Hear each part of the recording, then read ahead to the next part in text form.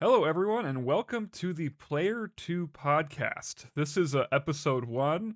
This is technically a reboot. How many episodes did we do after episode 0 on Spotify? Episode 2 didn't get posted, but we did it episode 1. We did. We recorded 2 episodes, but we only posted one. That's correct. Yes, do you want to tell them what happened with episode 2, Nelly? I don't remember what happened with episode 2. When we recorded the audio, I have this nice pretty mic here I bought a while ago. It has served me pretty well, but when we recorded that episode, I actually recorded with my laptop microphone. So the audio was a bit scuffed. I tried to muscle through it, but I kind of only made it worse because I was editing that episode and I had spent too much time. It wasn't coming out. Once we realized that, we hung up the towel for a bit and we got back to it. And now it's a Now, video podcast, and this is technically a reboot, right? yes, a reboot reopening for the Player 2 podcast. I'm all for it. Quick, I don't know. it was quicker than a Last of Us remaster. Yep, exactly. Yeah. I think it Same took us generation too. I think I was looking on YouTube, and I think I could be wrong on this, but I think it said that episode 0 was posted 6 months ago. I think Sounds about right. it could have been longer, but yeah, it was pretty quick. We did a couple of episodes on Spotify. I have to sort that out after this one, but it's all good. This is a video game podcast though. We have a couple of things that we wanted to touch on today. Since the last time that even me and Ellie have just talked, it's been a wild year. Not just in like the world, but like in games too. With so many poor business decisions. Um, so many just anti-consumer practices and prices, just everything ramping up all at once. So we're going to talk a little bit about Xbox and the Game Pass situation, and that's not to mention that the consoles have gotten 2 price hikes this year, which is insane. Yeah. If I'm Yeah, remembering it's correctly, the 2 terabyte Xbox Series X is more expensive than a PS5 Pro. that's correct. As far as I'm That's concerned, horrific. that's correct. Yeah, and Yeah. then we're Um gonna kind of from there we're gonna talk about AA and indie games and kind of just how this year specifically, like every single year, we've gotten some really good indie AA games. Um, and I feel like over the past couple of years, we've been starting to see more and more of those, but especially going through what I have played this year and kind of seeing that shift start to kind of just ramp up even more. It feels like ultra apparent now. So we're gonna touch on that, and then we'll end it off with what we've been playing and kind of what we're looking forward to. So, Nelly, how are we feeling about Xbox right now? it's it's unfortunate that they raised the price of their subscription, you know, without announcing it alongside all the other price hikes earlier this year. That was the first thing that came to my mind, which was like they announced price hikes. They let you know that this was coming, but they didn't include Game Pass. And I feel like ultimately everybody knew this was coming at one point or another. Maybe some people thought we were like a year out from it, but it felt imminent. It felt real to me, especially the last time I was looking at Game Pass, which was probably like 2 weeks ago when I was fixing up my computer, trying to get back, figuring out what to play. But um I don't like it. $30 is too much. It's Just straight up, ridiculous. it's too much. People have done the math. There's not much math to do. It's $360 a year now for the ultimate tier. And the ultimate tier is where you get all of your day one. It's the Call of Duty tier. You know, they added a couple of things for like Fortnite players and And whatnot, like a but Ubisoft's like classic back catalog, but I have I I mean, it's like there's some good stuff in there, but like, why are we justifying a $10 price hike for Ultimate Tier with Ubisoft games? Like, The I don't know, Ubisoft man. classic games to me feel like just a general monthly update to Game Pass. Hey, here's the Yeah, collection of games we added for no extra cost, but this time there's an extra cost. And I've tried to do as much learning up until this point from announcement. Um and it seems like, it's really just like Xbox wants the most money from the most amount of people as possible. However, they realize they ultimately make more from selling their games. And some people have theorized that they're trying to price people out of Game Pass to get them to buy their games again and have the people who are going to buy Game Pass regardless to spend that extra money because the math works out. If they lose, and I guess we'll get more into depth about people canceling their subscription, but if they lose half their subscribers because of this, they still make money. I think is how it works out. I believe it's like 49% of people unsubscribe. They're still making money because that $10 makes up for all those lost people. Now in the long run, obviously we're yet to see how that plays out. But I don't think Game Pass was something that people were sticking to anyways, month to month. At least in my experience, anyways, a lot of people get in for maybe 3 months at most out of the year and then they get out. And there's a even smaller group, but still a significant group of people who just purchase the $1 tier. They make a new account, they try a couple of games out, and then they make a it's purchasing the one time decision. I've ever had Game Pass was that, just to try it out. And it's not a one-time thing. Xbox wants it to be, but you can just make a new account.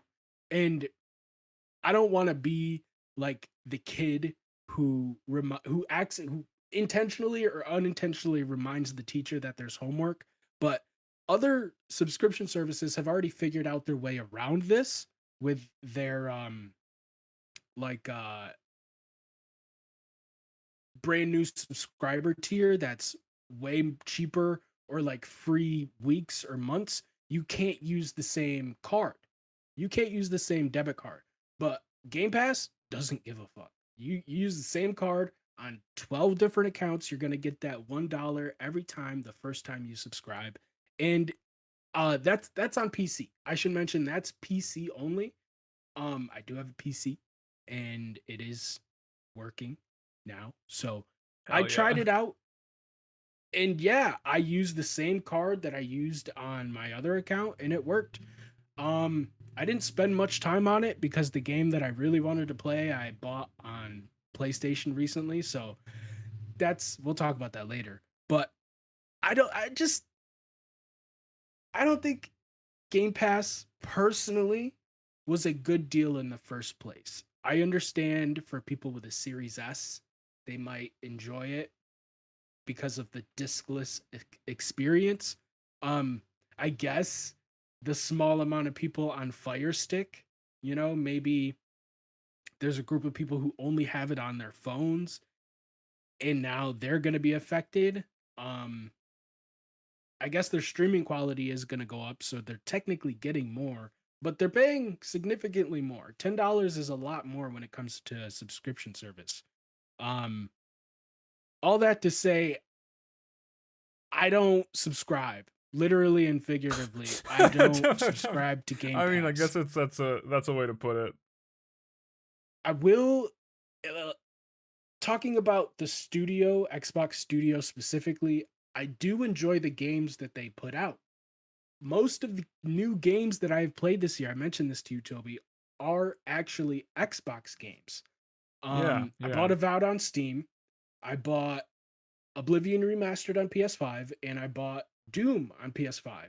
And I was getting ready to buy Outer Worlds 2, but that $80 price tag And then they for like the reversed on week it. it was up Oh my god, yeah. immediately soured me.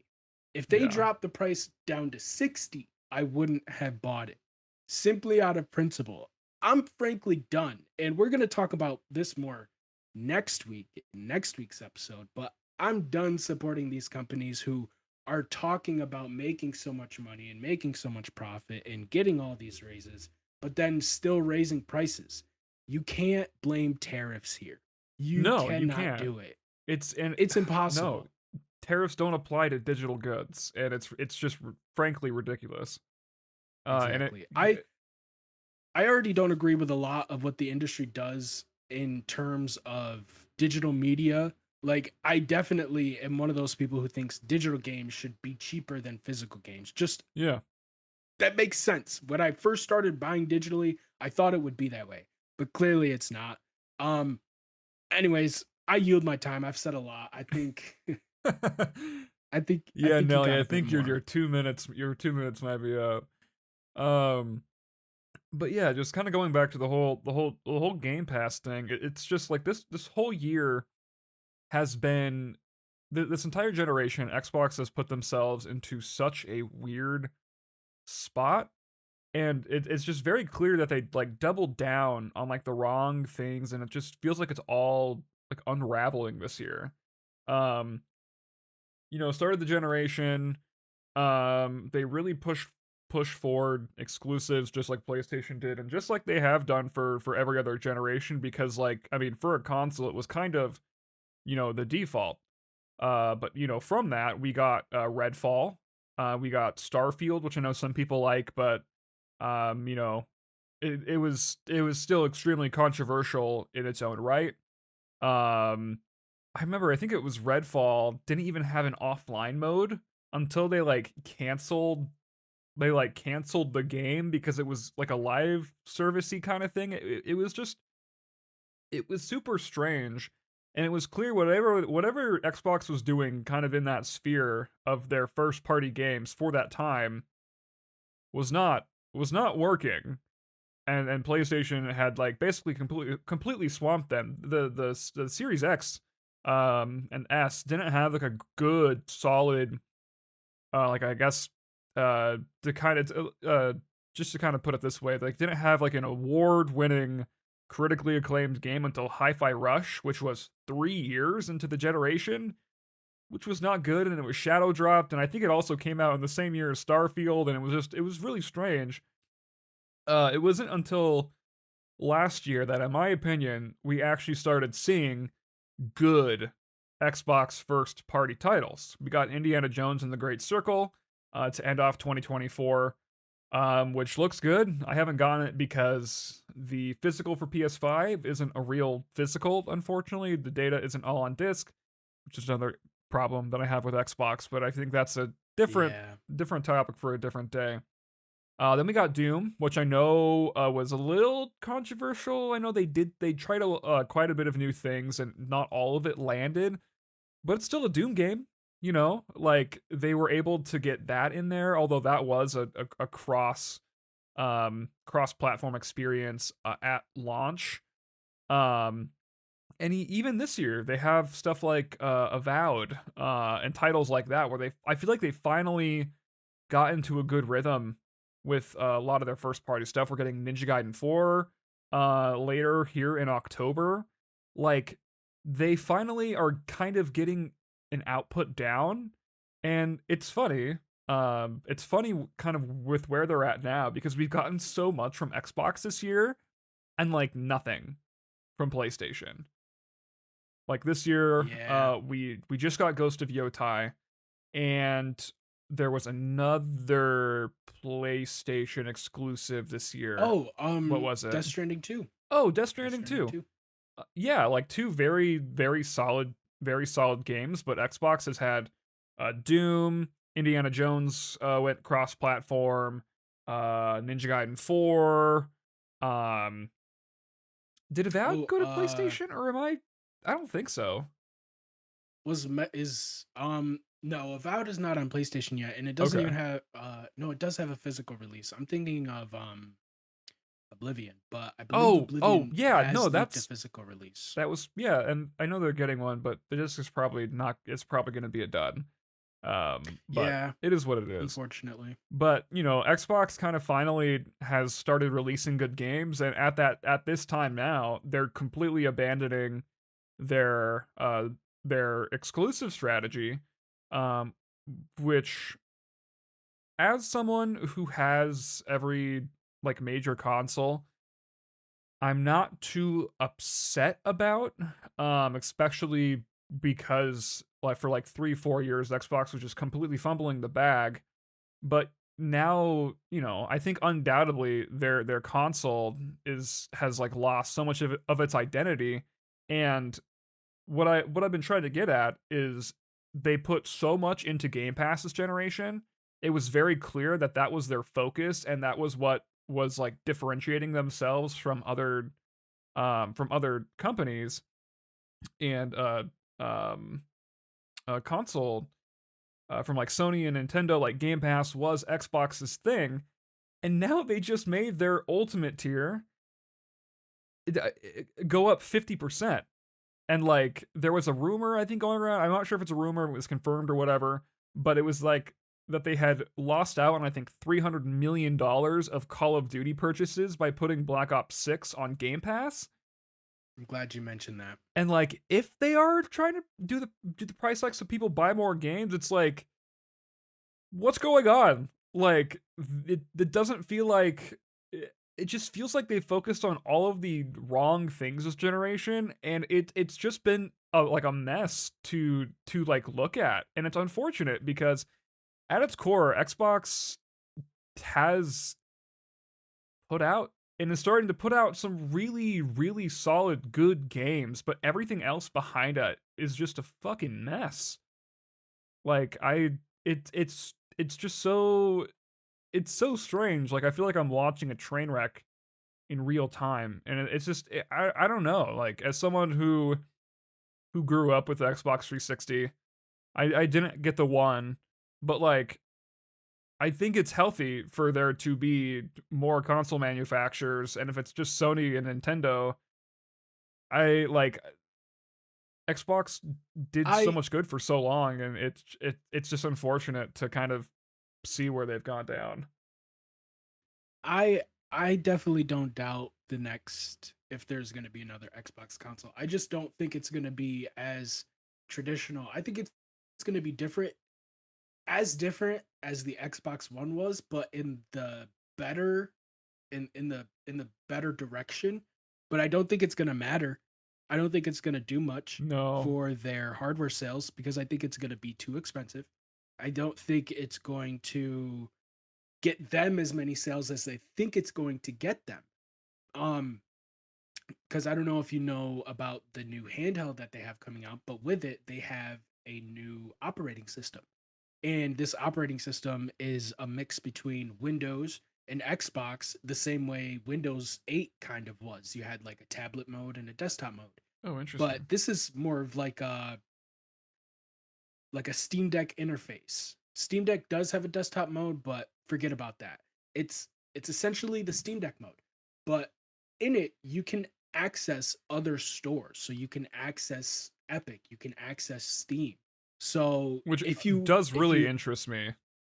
Like, it does. yeah, But the thing is I don't think people are going to I think what Xbox wants people to do is to start buying more of their games on Xbox because they can pull their libraries from elsewhere, but I think it's too late.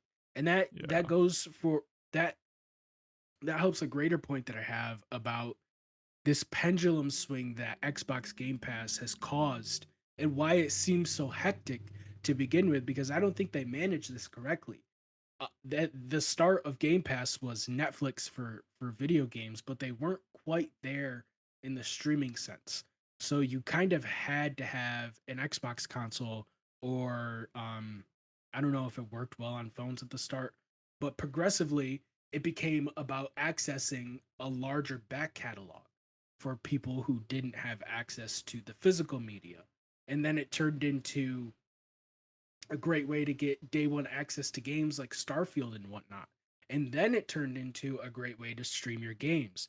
And now it's turning into more of a experience the first party titles that Xbox has to offer. That's how we're going to make our money off of this. And or I believe that was like the phase before the current phase that we're in, which is no, buy our games, actually. Buy our games on PlayStation, buy our games on Yeah. Xbox, and then maybe subscribe, and then maybe do that. Yeah, that sounds cool. Because if you look at the numbers, I don't know if you've seen this, Toby, but Forza Horizon 5 was and is one of the best selling games on PlayStation this year. And that game came out in what, 2021, 2022. They sold Yeah. like 3 million Yeah. copies They've been selling a very early on, ton, too. like, anytime, like, I go to, like, the PlayStation Store, and, like, their top selling games, like, there's always, like, a really good amount of, like, Xbox games that have come over this year. Like, I've seen Forza up there, um, obviously, Call of Duty is a weird one, but that one's always up there, but it's owned by Xbox now. Oblivion Yeah. Remastered has been up there, like, since it came out. Like, they're doing really good numbers, but it doesn't feel like it's on, like, their own platform, which is such a weird, bizarre place to be when you are a console manufacturer. It'd be so let's like for Nintendo, for example, it'd be like putting a Mario game on other systems and it does like infinitely better than if it was like on the Yeah. Switch 2, which is just bizarre and like it's just a weird spot for Xbox to be in. Yeah, it's it'd be like the Nintendo Switch trying to compete with the Steam Deck. Like if you could buy Breath of the Wild or something like that on Steam. I don't think the Switch would have had nearly as many sales. But apart from that, it I for a little while there did want an Xbox console. I did like the appeal of being able to pop in a Xbox One or Xbox 360 disc because I don't Yeah. have much experience with that generation. I always had to go over to someone else's house to play the 360. So all my experience with Gears of War and GTA 5 on that platform, and I'm trying to think of a few other games, but I can't really remember them. I had to go to somebody else's house to play. So having my own Xbox console that could play all the generations that I missed is very appealing to me. But unfortunately, Xbox raising their prices doesn't just affect the retail price, it also affects the secondhand market. Now, I can find an Xbox Series X on Facebook Marketplace for a reasonable price. But Facebook Marketplace isn't always the best place to go. Sometimes you want to go into like a pawn shop or a game specific store that sells retro games. They're jacking their prices up now. So my urge and my want to support these stores by buying that console from them is gone now. I feel for them. I understand why they're raising their price, but I can't shop for that there anymore. I have to Yeah. go to the third party markets like Facebook.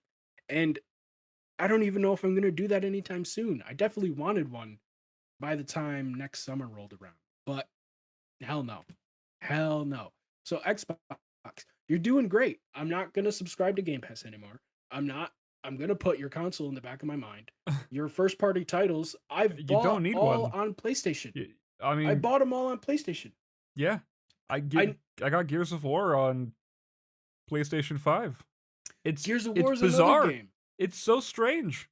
Ah, I and mean, we I'm not also complaining, have. but I it's hear just that weird. later this month we also have a Halo announcement coming out. Now Hmm. we don't know if it's a new game or a remake of Halo Master Chief. I've heard people say that if it is a remake of Master Chief, it is going to be similar to Oblivion, where the original game engine runs underneath and they make improvements, quality of life and visual. But we don't really know anything about that yet, so we might see something about Halo on PlayStation, and that could be huge for both parties. But I think it's gonna end up better for PlayStation in the long run. So Yeah. maybe they hold out on that. Maybe they hold out and they start releasing their games on Xbox first, hold out for PlayStation because again, like we mentioned, Horizon did so well. and that game came out 3-4 years ago. Um, it's getting kind of old for people, but there's a large player base on PlayStation now for it, and for Gears of War as well. Yeah. So when the next Gears of War comes out, when the next Horizon comes out, PlayStation users are going to be looking over at Xbox like, hey, what do you guys got going on over there? Yeah. And I think they're just gonna wait. I don't have Hmm. any grand speech about, oh, maybe they're gonna. No, they're just gonna wait for it to come to PlayStation, whether it takes 6 months or 6 years. They're just gonna wait. I think Xbox has sorely missed out on the hardware section of these markets. I don't think their handheld is gonna do well. I I don't. really I think it's don't. gonna be incredibly niche. I think it's gonna exist. I think it's gonna be iterated on, but I don't think it's gonna be doing well. It is, however, the first time some people at Xbox have said that Microsoft has worked directly with them on a product. So Oh, interesting. you could see Microsoft sort of inching in there and being like, listen, we've got a platform here, okay? And if you want to be a part of this platform, you got to make us some money. You've been spending it. Where it at though? So I think Microsoft's going to get a bit more involved as well. You know, even more so than they are already. They're always involved. Obviously, they don't have to physically come into the building and work on hardware to be involved in what goes on at Xbox. But I think they are a bit more itchy about their investments here because they see their competitor doing so well with their product and they're also benefiting from it. But there's no real build. You can't really build off of that, No, other than maybe, it's very much of like, yeah. let's put Gears of War on PlayStation and all this. It's like it's very much of like, this is great for the short term of like, capitalizing on like Forza Horizon or bringing Oblivion Remaster to PlayStation, or all this kind of stuff, but it doesn't really create a long-term strategy, especially when you are manufacturing consoles and the whole idea is to have like your own platform.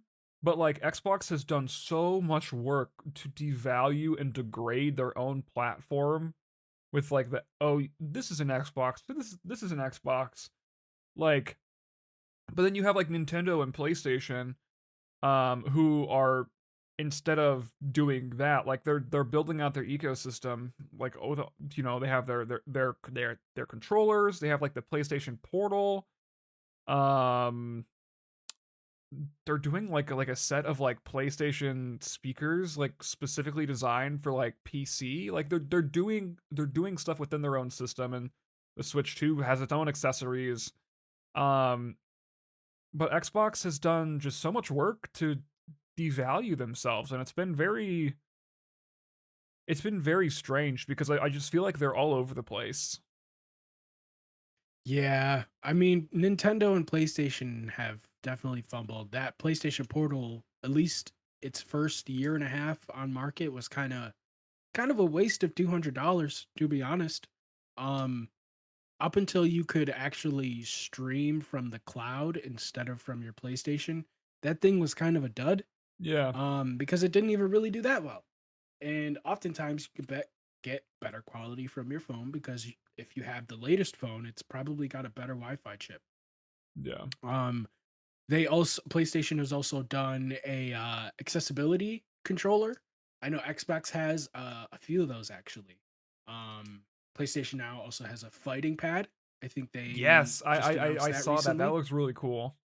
I'm That's not dope. sure if You it's out mentioned the yet, but speakers. pretty rad. No, I think it's up for pre-order, but Okay. that's not something I'm into, but it's cool. Yeah. There are also talks of a brand new PlayStation 5 Slim variant, or is it Pro? I think it's PlayStation 5 Pro, where it's all matte Hmm. and it's going to include a new type of DualSense controller that has a battery.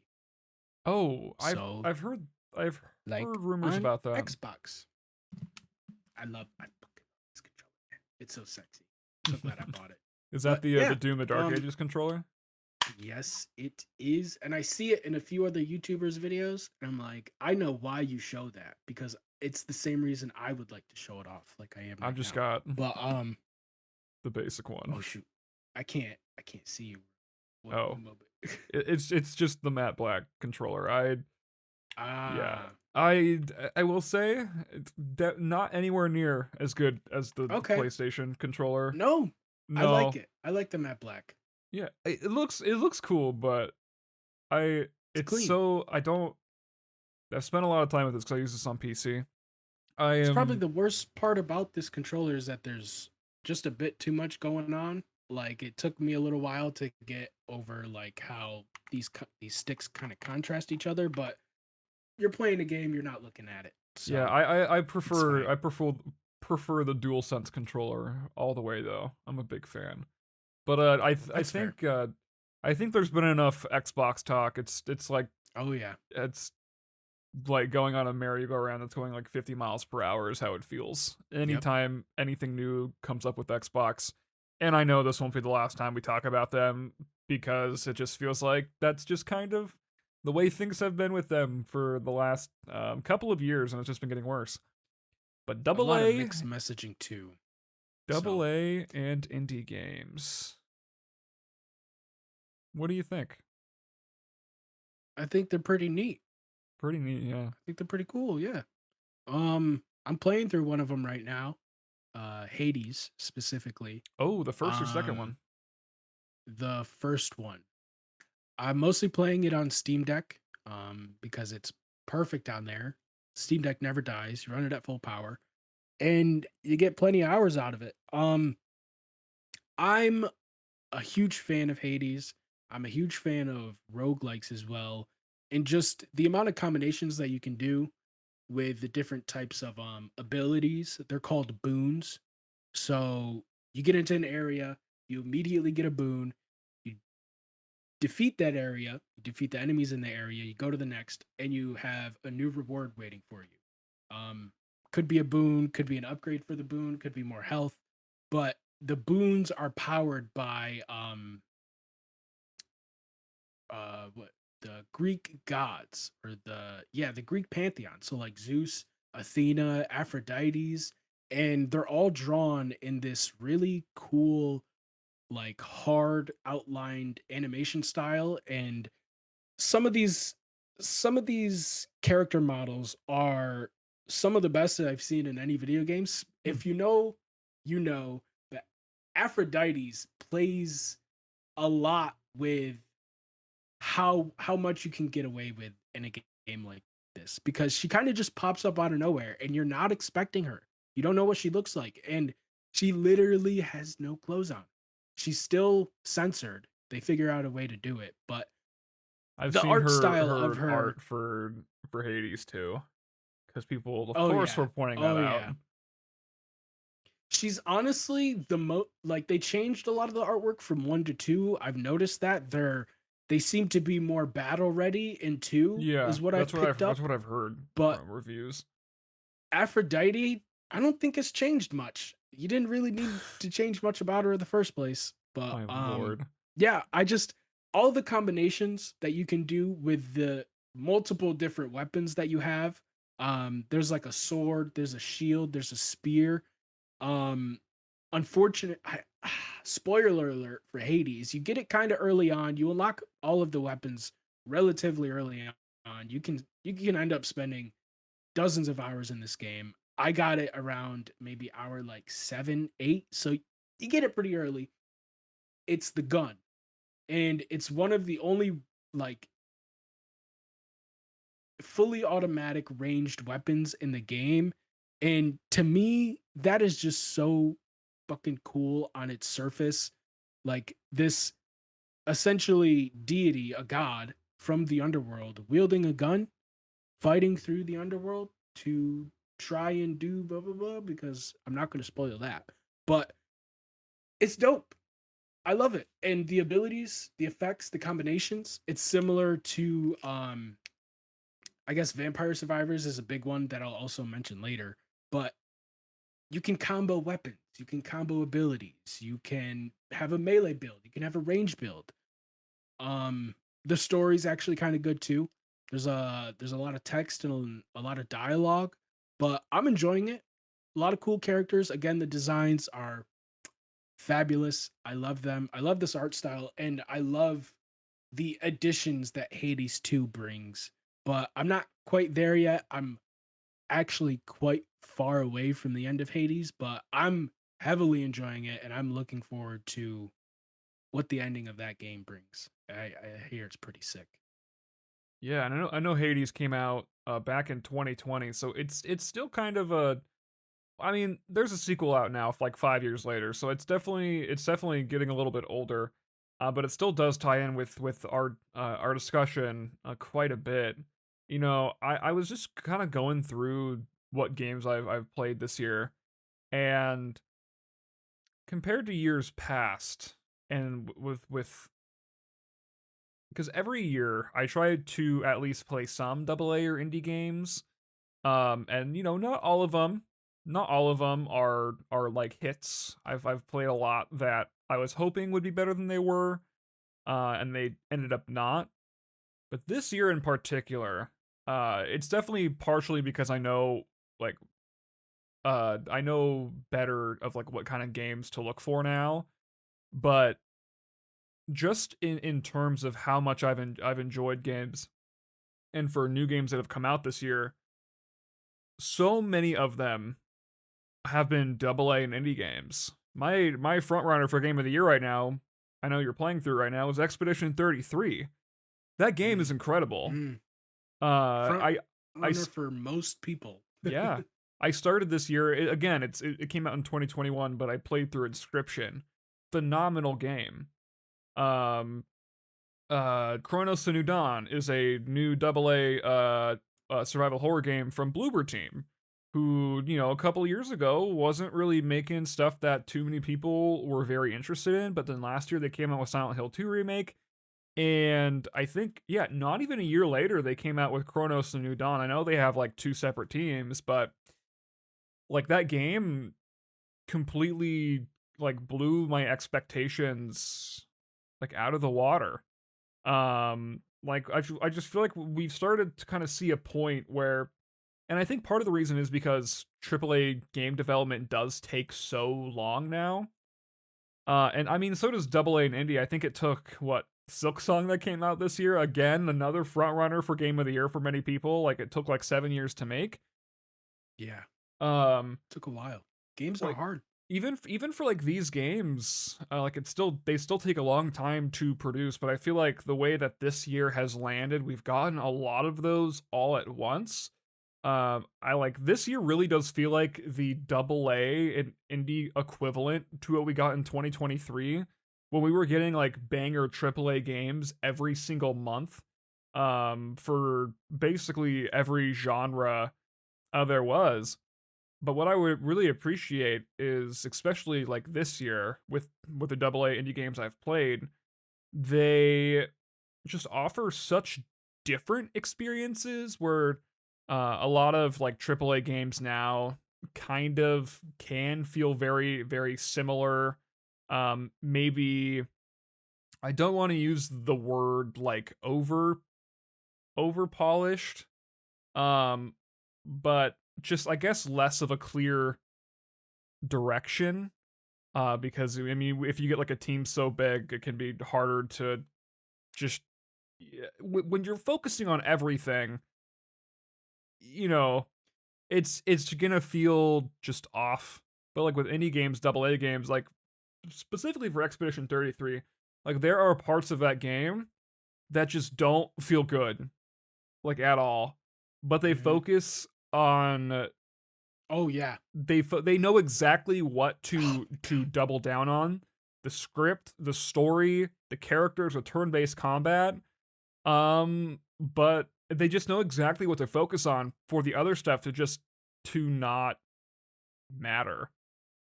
Like it's so interesting. Like I don't think I've ever played a game that like the platforming feels worse. But like it doesn't matter. For Like it's Expedition, yeah, for Expedition. But like Yeah, it's they know particularly bad in my opinion. yeah, but like they know It's rough. exactly what they needed to focus on. And it's Mhm. so fascinating seeing a team that just knows exactly what the game needs. I'm sure I haven't played Silksong yet. I haven't even finished Hollow Knight, but I'm sure the same thing can be like said for like those. You know, those aren't AAA games where graphics are turned up to like 100 and like you've got all these crazy physics like like Rockstar. You could pull up any random RDR2 video and be like, well, this is an RDR2, you know. But Yeah. they know exactly what they need to focus on, and I guess it just really feels like a return to form for the medium, to a certain degree, where like these games are just good ass video games, that I feel Oh yeah. like sometimes can be a little bit lost in translation for AAA games because again, they're trying to make the most. A lot of them are trying to make like the most realistic graphics possible. You know, They're I they're guess trying to there's just a lot cast the of widest yeah, net possible. exactly. There's I guess there's a lot of just playing it safe, I think is what I've been trying to kind of get at when you have the teams that are that big, when you have budgets that are that big. Like that was a major complaint for Spider-Man 2, and Spider-Man 2 was just doubling down on most of the things that made the first game great. I think that's kind of been a lot of the stuff of a lot of the discourse around Ghost of Yotai, although I hear that game is also like phenomenal. But you have Yeah. these teams who just know like exactly what to focus on, or there is such a clear vision, and it feels like there's so much less wasted time, wasted budget, because these games aren't getting 200, 300 million dollar budgets, and Mm-mm. like I like a lot of those games. Like Last of Us Part 2 I played this year finally. That game is phenomenal. It's like one of the best produced games I've ever seen, and I do think that is a rare case. I know it was controversial, but they knew what they wanted to focus on, and in my opinion they did that very well. Oh yeah. But there when you have budgets that are that big, there is so much more of a risk that these smaller projects, Hmm. these smaller teams just don't have. And I think that allows for so much more freedom. And we've gotten to see so many new projects, so many new teams that give me so much hope for the industry moving forward. And those are all in the double A and indie space. Oh yeah. I highly agree. I feel like it's akin to something like a relationship with your partner where a good studio is going to focus on exactly what it needs to focus on because it's already established the relationship. It knows that you want more of it. So how am I going to give you more of that through quality as well as quantity? But a bad relationship, someone is always going to be thinking, okay, what am I going to do next? What am I going to do after this? Who am I going to have an out? Do I have someone I can be with after this? I feel like in the parallel there is marketing. How are we going to be able to, if this does really well, sell the most amount of toys or albums or Yeah. etc accessories or whatever? I feel like a game like Expedition 33 didn't concern itself with that. It kind of just uh, as I'm playing that game, it's clearly a high quality game. Feels like a AAA game. Definitely dips down to AA at times, especially during the traversal and And some of the cutscenes some do look a little bit rough, yes. like at times. But as I'm playing that game, it it feels like they also played it and went, okay, this is a good moment, but what do we need? Like, what goes after this? What what do we need more of after all of this? All of this specific emotion. And for me, I find myself being like, okay, I need specifically with Ciel. I didn't really connect with her character all that much. And Mm. I specifically remember, I have them in my notes. I don't care for Sayel. And I was like, I wish she got as much attention as the other characters. And maybe it's Yeah. because you get her sort of as one of the last members of your party. But as soon as I said that, the next time we went to camp, she got more expansion. And she's not one of my favorite characters, but I Yeah. definitely like her a lot more. She was someone I kind of just whatever, but now I appreciate her as a character. And it it feels like they just went bit by bit and created a story that they knew could capture an emotion, capitalize on it, but also carry that emotion into the next scene and create a whole different emotion with that. And Yeah. also get you wondering and guessing. And it's very fulfilling to go from one scene, one area to the next, being like, okay, I need a little bit more openness. I need a little bit more control. I need a little bit more variety in the character in the enemies that I fight. And it kind of just gives it to you as you ask for it. And to me, that's amazing. And it didn't worry about what its next season pass or DLC or cosmetic skin was going to be. Even though it does have cosmetics in the game, I think that's really cool. I think that's something that's Well, very because you neat get all of about them in this game. game. It's great. Yeah. Exactly. Like the And you baguette can skin. Because why not? it's traditional as all hell, Yeah. but it feels very much like they had their cake and they ate it too. Like we also want to be a part of the wacky and outrageous, sort of wish fulfillment that a Call of Duty or Fortnite provides, but we don't want to go all the way. So we'll just give you these cool, interesting skins. Some of them tie into the game or the story. Some of them don't really, but who cares? It's a video game. Have fun. And I also like that you can turn those outfits off in cutscenes. I do Yeah. appreciate that. Um, but no, a game like that, a game like Hades, a game I'm trying to think like KCD2 is another one. Oh my god. I didn't Um, even. that came Yeah. I out didn't this year. even remember. Yeah. Yeah. That that game is a game that focuses on realism but gets it right and doesn't sort of rely on that in its whole. It's very realistic in other aspects and it captures you in those ways as well. It's just a nice little cherry on top that their own custom engine, by the way, looks this good, competes with Unreal Engine 5. It runs so well. KCD2 runs well on Steam Deck, and it is where I will be playing it when I get to it. Didn't run But bad on PlayStation when I played it too, and that was pretty close to launch. oh yeah, it's a beautiful game. Even the first one, which I still want to get through before the second one because Good luck, it Soldier. I've was heard that one's tough. oh yeah, yeah, especially on Steam Deck. Especially on Steam Deck. That I got to the Ooh, lock yeah. picking and I'm like, I don't have enough time for Yeah, no, the this lock picking, I will specifically, say, in at let least alone in the KCD rest 2, of the game. horrific. Genuinely Oh, one of the worst game mechanics I have ever seen in a video game ever. That was made for PC. And mm-hmm. yeah, I ended up not finishing that one. It just wasn't for me, but I know a Is lot of there people like really jived with KCD 2.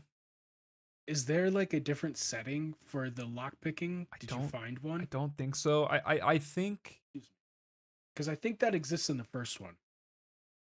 they did an update where they adjusted it, but by that point I was long gone for that. Another thing I want to touch on too that I can't believe we haven't mentioned about double A and indie games is like 99% of them aren't full priced. Expedition 33 was $50. Hollow Knight Silksong $50. is $20. And like That's that it's insane. one of the highest rated games of the year. Hades Hades 2 is 30? and I really physical it's going to be 50 when that comes out for Switch 2. But like Okay. even then like Maybe I was looking at one then. I didn't know that was 30. Split Fiction also got like a really good review score this year. That's $50. Um, I'm looking at the games I've played this year. Chronos: A New Dawn was only $60, um, which isn't full priced anymore. But like the Mm. quality and how much you get out of it, it's like more than worth it. Um, So to yeah, mention, Hades 2 physical is 50. And it's funny that I said something earlier about digital being should be cheaper than physical. It is. It is cheaper digitally to buy Hades 2 than it is to buy it physically. And I think that's partly due to Hades 2 being a console exclusive to the Switch. Switch 1 and Switch 2. and I think the It's not reason they coming out on gave for PS5 and it being Series a little X bit right more expensive was specifically the cartridge tax. now. Okay. But Yeah, I that could I makes could be sense. wrong on that. And the thing is, when it comes to stuff like that, like I don't mind paying extra for physical. Like I think there is a clear benefit, but if it's um trying to think of an example. Um, yeah, if it's for something like an indie game or double A game that is doing that, like I have no problem paying a little bit more. Um, because like there are those manufacturing costs and stuff like that to keep in mind. But AAA would never do that, especially Mm-mm. especially in today's market. Silent Hill F was a game that just came out that I played 70 digitally, 70 physically. Um, You played Silent Hill F? yeah, I did. Should Did we you beat it? do we want to move on to kind of what we've been playing recently? You got any We don't closing have thoughts to. for Megabonk. I, I've heard about that and I've seen a little gameplay. So think everybody mentions this specific game when it comes to all of these types of games, but specifically for this game, Vampire Survivors, but 3D. And I haven't Interesting. found a better explanation yet. And I'm excited to get into it once I'm done with Hades. And Fair enough. unfortunately, that seems like at least 60 hours away. Hades is a big game, and It I'm is. not the best at it. So you got to get good or get going. So I'm giving myself some extra time on that, but I'll get to it more this weekend. But Megabonk is one that I want to get to. It's one of the indie games popping off. I think it's $10. I know it's on Steam. I believe it's also on PlayStation. I could be wrong. Could be on Mega. all I have consoles. I have no Could be idea. wrong. I've only briefly heard about this game. It's dope though. I think people should check it out if they can. I'm trying to figure out if it's on consoles. No, it's not. It's a Steam exclusive. Okay. That's That makes unfortunate. sense. But I mean, Yeah. if you're a Steam Deck user or someone who likes those kind of games on PC, then that's for you. But yeah, I mean, I got some other games, indie games that I want to talk about, but it's pretty much what I want to play in the future. I've So yeah, we I've can. been really wanting to pick up Blueprints. It's getting a PS5 physical. Also, Hmm. one of the I think it's in the top 3 or 4 highest rated games of the year. It was like right next to Expedition for most of it until I think Silksong and Hades 2 came out. Um, Okay. but yeah, it's getting a physical release in Q4 this year. It's like Interesting. a I'm gonna have to pick roguelike that up. like a roguelike escape room Hmm. type like puzzle game. It looks Yeah. insane. Yeah. I've heard stories from people who have played it where they just have like notebooks filled of like of stuff. I'm a big fan of escape rooms, and it looks really interesting because you're trying to find like a specific a specific room in the house. And every time that you reset, um, you like restart. So like the way that the house is laid out, and the puzzles are completely randomized. So like Okay. each run is different, but you're looking for like one specific room, and like certain rooms have Interesting. like different. It's like it's crazy from like everything I've So heard. Yeah. conceptually, you are. Is it like you're getting a house you're trying to find the room in the house, and then when you find the room, you go on to the next house? No. So I think I'm probably doing a very poor job explaining it, but I believe so. It is just one house, and if I remember correctly, it's a house that you inherited from someone who I think like passed or something like that. Okay, Um, makes and sense. like the house is mysterious and resets and all this kind of stuff. But basically, it's it's like a knowledge based game.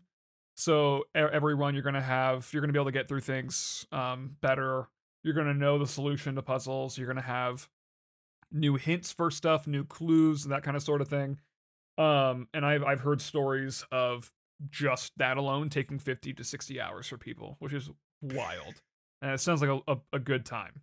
Um, so I think once that physical comes out, I plan on picking it up. It's probably going to go to the backlog for a while. It's definitely going to be a game where I will have to be in the right mood, the right mindset, the right time as well to kind of get into that. But that's been on my radar since it came out, and I'm super happy that it's getting a physical release within the year that it came out for a indie game. Um, that it's also their first title as well, so it's super cool to see. Yeah, I had it downloaded because it was on PlayStation Plus. I never opened it up because I did look up a video, sort of like a mini review, and it was the notes that they talked about did seem daunting. I take notes while playing video games. I took notes while playing Red Dead 2, Cyberpunk, taking notes while playing Expedition. And I've heard this is a And complete different beast, like yeah, dedicated notebook so kind of stuff. It's wild. I'm just I've been recommended a lot of puzzle games in my day. Talos Principle specifically. I heard that was pretty good, but I Subliminal, another one. I just if I want a puzzle, if I want to play a puzzle, I legit would pick up a word cross puzzle. Fair I enough. don't think I would play a video game for that. I generally don't like it when we get puzzles in video games. Really? I can tolerate. Yeah, I understand they're fun and they're interesting to figure out, but although I am a puzzle person, like I like building puzzles, I like Legos and stuff like that. I don't like it in video games. It's probably it's just not up there for what I want to be doing in a video game. You know, Okay. All right. I can't really explain it. It's just not I'll that let you have interesting it, to me. but I yeah. do I do think it's interesting blueprints. There have been a couple of games out recently. What's that one released by Donkey's company? Animal Well. Yes, Animal Well. I hear that's a big puzzle game too, like a secret big puzzle game. Like you get in there and you go, okay, there's I gotta solve a couple puzzles. Um, I also had that on my radar for a little bit, but once I hear about the puzzles, it's just like I don't I don't know. I don't trust myself. I understand that the whole like allure of figuring out these puzzles is figuring out them out for yourself. But the moment I start to struggle, I look them up. I just look up a guide because that's what I do for most of my games. If I'm struggling on a section, unless it's like Elden Ring or something, I look up a guide. I love guides. They're almost essential for me when it comes to certain games. Not as much for Expedition 33. I'm kind of getting the hang of that myself. But everything else, I pretty much love having a guide or an explanation video of like the lore or something just to sort of like more immerse me in the game itself and the world it provides. So I'm just not the target audience for puzzle games, I try which is weird to because I yeah. played a lot of I built a lot of puzzles growing up. It's I don't know. I try to avoid because I do play. I don't play a lot of puzzle games, but I do play a lot of games that do have puzzles in them. especially for new releases. I try to avoid it at all costs, because usually they're a little bit more intuitive. If I'm playing an older game though and I get stuck, sometimes I just don't have the patience for it. Um, like for Silent Hill 3, I think, oh my god, did I? I'm gonna check. I think I might have played that this year. Um, but like kind of moving around and going between areas can be a little bit less than intuitive sometimes. Um, and there was some stuff I definitely didn't need to, but like there was like items I had missed and it was like really hard to like see. So for like older games, I usually don't mind. And yeah, I did play Silent Hill 3 this year. But like for newer games, for Silent Hill F, the puzzles in that game were very tough. Um I usually yeah, I played on the hard puzzle difficulty. I was like, That'll do it. I played survival horror games, it's good. The puzzles are very good. It's very much a lot of arbitrary stuff in it. Um, it very much okay. The puzzles felt very Silent Hill, and like I was the character racking my brain on this thing that makes absolutely no sense, and like for that vibe, it worked really well. There was a single Oh yeah. puzzle. There was a single puzzle that I had to look something up for, that I had my partner do for me and kind of give me hints. Was the final fucking puzzle. It was so like, and it was upsetting too because the way that Silent Hill F works is there's multiple endings, and in your first playthrough you can only get one ending. But the puzzle at the end of the game, the solution to that puzzle depends on what ending you're about to get. So I had put in the other three solutions that I could not unlock on my first playthrough using the logic of the Oh. puzzle, and it didn't work because I was on my first playthrough. And of course, the one my first playthrough was the one that made the least amount of sense, and that like I just hadn't put like in the absolutely correct spot, and it kind of pissed me off. But I do try to generally avoid looking stuff up for new games. Just because it does tend to be a little bit more intuitive, and especially for like new releases, I do kind of like to have that new experience, just like everyone else. But like I'm not the kind of person who will slam my head against a wall until I get it, just out of like pure pride. Sometimes I have to put that away. Because some games are just or some games that can just be a little bit tougher to get or to grasp, and I play through a lot of games, and I don't want my experience to be soured because of frustration. um so Same. as for this year, I have completed a total of 31 games, um God damn. and 10 of God those damn. are brand new releases, that I have played. There's only one more game I think I have in my backlog at the moment that I do plan on playing relatively soon that did come out this year, and it's the Metal Gear Solid 3 remake. Mm-hmm. Um, I went to a Heard game that's a store goodie. like an hour away that I love going to. Um, and I had some trade-ins, and I got it for I got a brand new copy of the game sealed for $6. Ooh, For six well, dollars. Because I you had mind telling us what you traded in? A Way Out on PS4. I played that with my partner. It was what Hazelight did right before It Takes Two. We just didn't Yeah, really yeah. jive with it. It feels like an Unreal Engine 4 tech demo. And Okay. then Karma the Dark World, which was an indie game I played this year.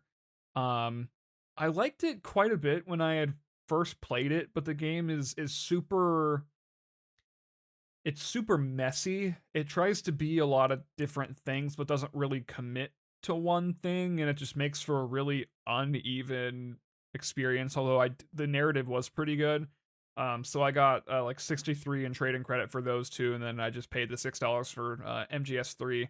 I've never played a Metal Gear Solid game, so I am looking forward to that. But most recently, um, oh god, in August I played a bunch of new games. I played Titanfall 2 for the first time, love that. But then I started with Donkey Kong Bonanza, because I bought a Switch 2 just for that. Don't do that. Don't do what I did, but I don't regret it. It was a really fun, great game. I played I just watched a video of someone who said, "Buy the Switch 2 for Donkey Kong just Bonanza." So just don't. it's Donkey Kong Bonanza is not worth the cost of the console plus $70. yeah. It just isn't. I like having Nope. the thing with the Switch 2, I like knowing that I have the platforms and I'm not going to be limited by platforms. I have a PC, I have a PS5, and I have an Xbox Series X, and I have a Switch 2. Don't do that. You got them all. It's you don't need it. You don't need it. This is my one like hobby that I'm trying to get through the hecticness of the 2020s with. Um, but like Well equipped. you could just have one and be fine. And then I played, you know, Preferably two, as I but brought out, yeah, one works. I brought out Gears of War Reloaded. It was pretty good. I played most of it with my brother. I might trade this in and just get the original trilogy on 360. Um, Interesting. we'll see. But That's yeah, such a throwback, man. I really I enjoyed this one quite a bit. Um, but it does feel very basic, which is why I kind of want to just skip to 2 and 3 regardless of if they get the Yeah, reloaded treatment. Cuz one is it really is just like it's I the don't want first this one. I don't want this to be like redundant, but the game did come out in 2006. It feels like cuz I haven't played 2 and 3 for that to be clear. It feels like a tutorial for what I imagine the series is going. Definitely. So, I don't know if you know this, yeah. but the Gears of War is what made the Xbox 360 come with so much memory at the time. Yeah. I think it was gonna be 256, but it was bumped up to 512 megabytes because of Gears of War and what I think it was Epic was doing with it. Hmm. So it really was more of a, at least from my perspective, hearing that, more of a tech demo in a way where it was like, look at what this next generation can do. Look at the quality of the game, not only visually but gameplay wise. Let's get people in and build up. And that Yeah. was definitely what Gears 1 was meant for. 2 and 3 are definitely the better games, the ones more people are looking forward to and are holding out for.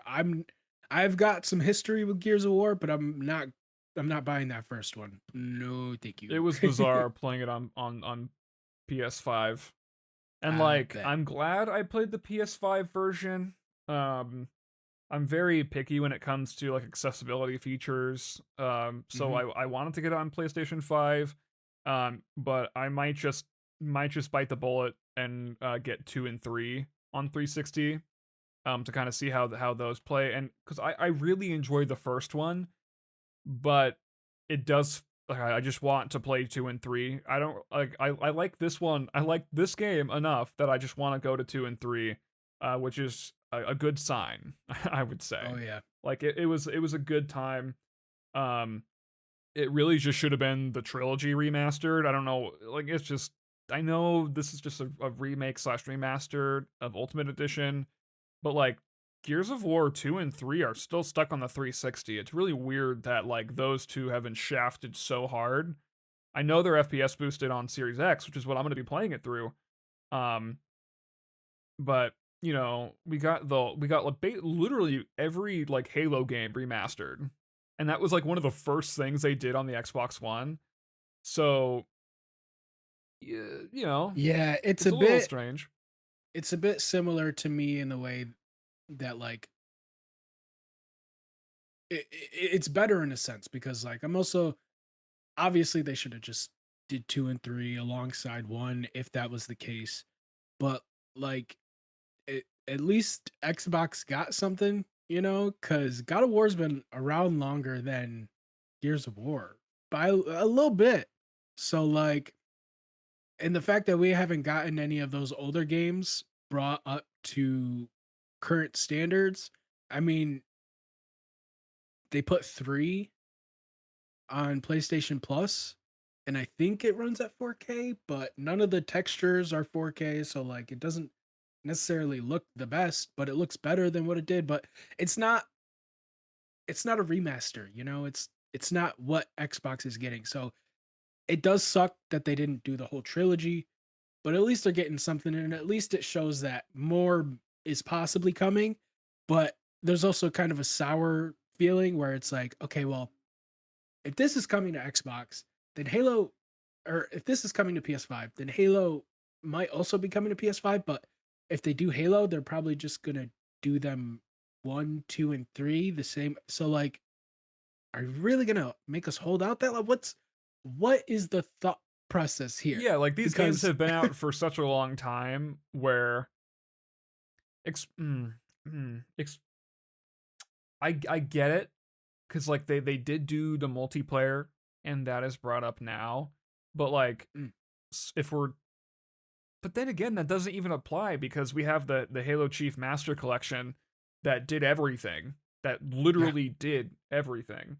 But I think it would have been nice, because I don't really care for multiplayer all that much. But I think what really would have been not for cool Gears. if they would have just did all three campaigns and did that. I would, Hmm. but I don't know. I think it's one of those things where, especially when you're remastering a game like that, especially that has so many moving components, you're not going to satisfy everyone. That is just kind of the reality of that. Yeah, But it's Xbox. They're gonna be Xbox, and they're gonna do what they want. And it's probably not gonna make a whole lot of sense, but that's fine. But yeah, I played it's fine. Titanfall 2 for the first time. I won't talk much on that because it's not really a new game. But I was recommended it by my brother, and he had a copy, and I had already heard prior that it was like a really quick play, so I was in between, or I was waiting for my copy of Chronos to arrive, because the physical was like pushed back a couple of weeks from release. It was kind of weird. Mm, So I put Titanfall 2 in there. Had a great time. It's like one of like the single player is incredibly simple. The story isn't very complex, but like it's one of the best like single player FPS experiences I've ever had, which is so which is so bizarre. Like on paper it yeah, shouldn't really work the way it does, but you don't get yeah. many of those The movement nowadays. tech is phenomenal. Like I think Beautiful. that and It's the gunplay really magnificent. make it, but also the visuals. Like it feels like a mix of like the Avatar like movies Hmm. and oh my goodness, I had a comparison. But like the visual art style reminds me so much of that. Um and it just feels fantastic. And a little bit of Transformers as well. Can't go wrong with that. Okay, it was Transformers and Avatar, which is such a weird, bizarre combination from my childhood, but it works and it's Yeah. good. And then next up, I played Chronos: The New Dawn, the new game. I already mentioned it, by Bloober Team, who did the Silent Hill 2 remake.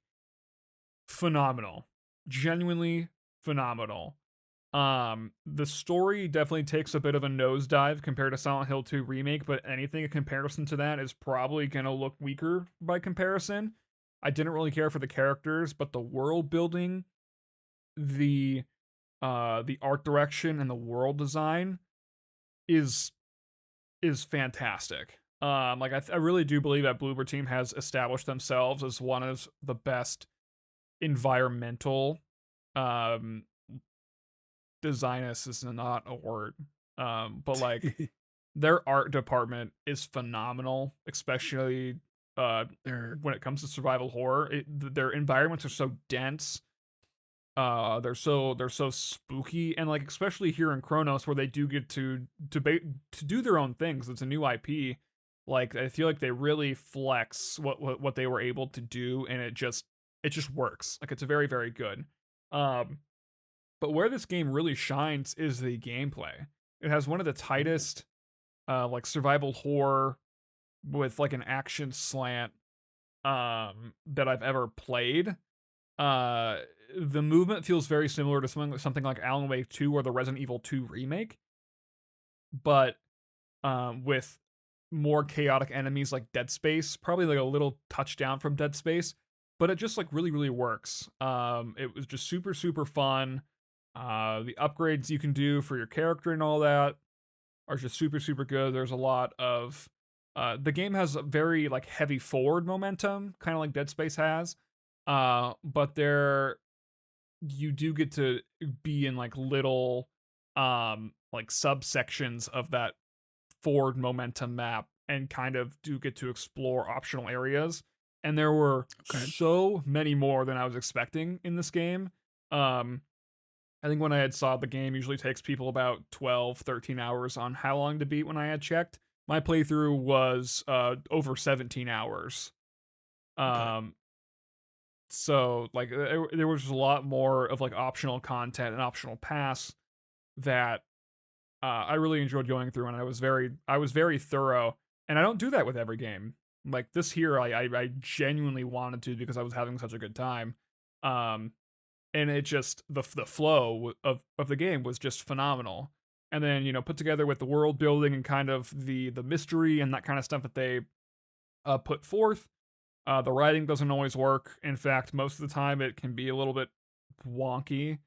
Um, but it still works, and it's just a testament to how much Bloober Team has grown as a studio, and as well as kind of had solidified themselves in the double A survival horror space, which is there's not many people in there, and I think it was a recent. I don't know if it was an interview or if it was an investors call, but they've said they really want to focus on putting out these kind of games, these like double A survival horror games, like consistently, which is a fan of Yeah. survival horror is fantastic. I love Silent Hill 2 remake. I love Chronos and New Dawn. And they're going to be doing a Silent Hill 1 remake. So really, when it comes to anything that they're going to be putting out going forward that's survival horror, I'm on board. And this game kind of solidified that. Now, when it comes to Silent Hill F, I have a little bit more complex feelings about that.